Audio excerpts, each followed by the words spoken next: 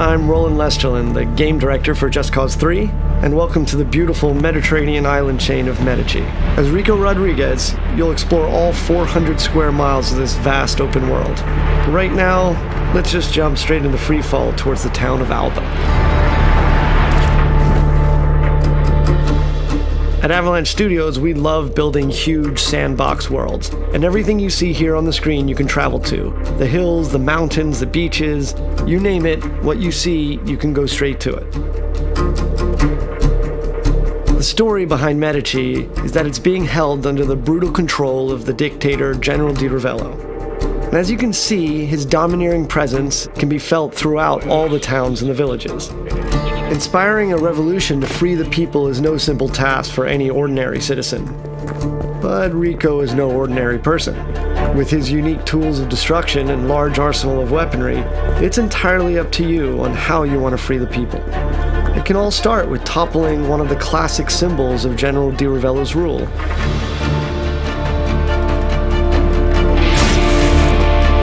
Here we'll see Rico using the physics of the world, and his new multi-tethers, to force Di Ravello's statue into inflicting damage upon itself.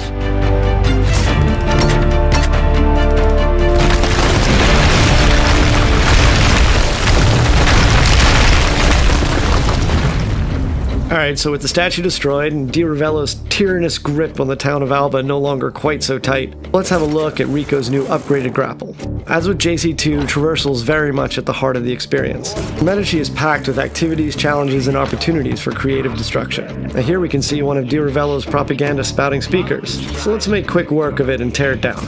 Using his tethers, Rico is able to rip chaos objects like this from their supports.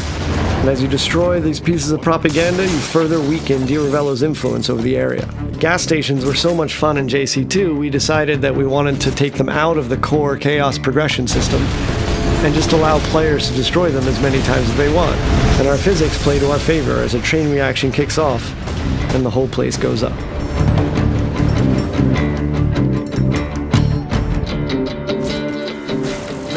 Let's take advantage of Rico's brand new wingsuit, which completes Rico's set of aerial abilities alongside the grapple and parachute.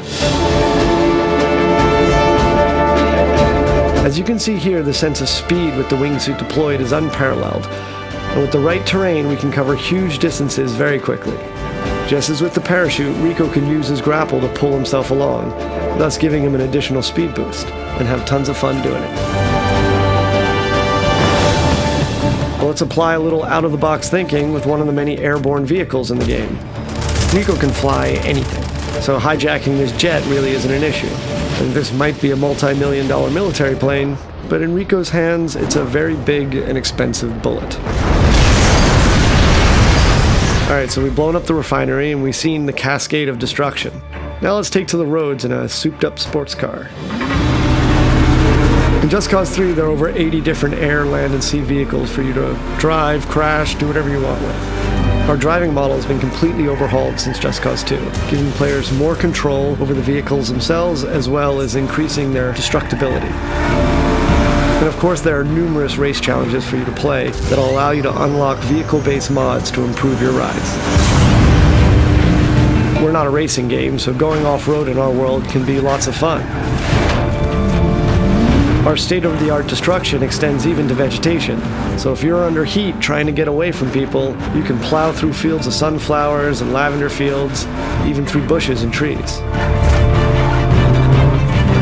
So we'll stop here. Thought I'd give you an opportunity to blow up something truly massive. I guess we're going man versus bridge with our super powerful Hydra missiles and see what kind of damage we can cause.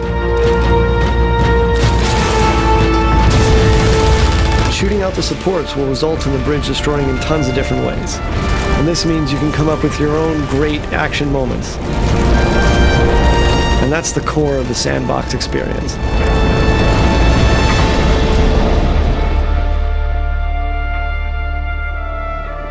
With the bridge out of commission, Rico can focus on the next objective. And to make that a little easier, we've instituted a new Rebel Drop system. The Rebel Drop system allows Rico to order weapons and vehicles at a moment's notice via airdrop. This beautiful and peaceful flight offers us another opportunity to show off a new feature, and that's our new stunting system. So we moved away from the specific authored points on vehicles from JC2 and allowed the player total freedom on top. So if you jump out onto the plane, you can actually walk around the plane wings themselves. And of course, the plane itself can be used as a means of destruction. Maybe we should get off the plane first. Let's swap out wings for wheels and take a motorbike for the remainder of our journey. And while it's nice to weave along Medici's roads with the wind in our face, it is inevitable that Di Ravello's men will catch up. We can do combat directly from the bike, and eventually defeating Di Ravello's military. And here we are at another of the general's huge military facilities.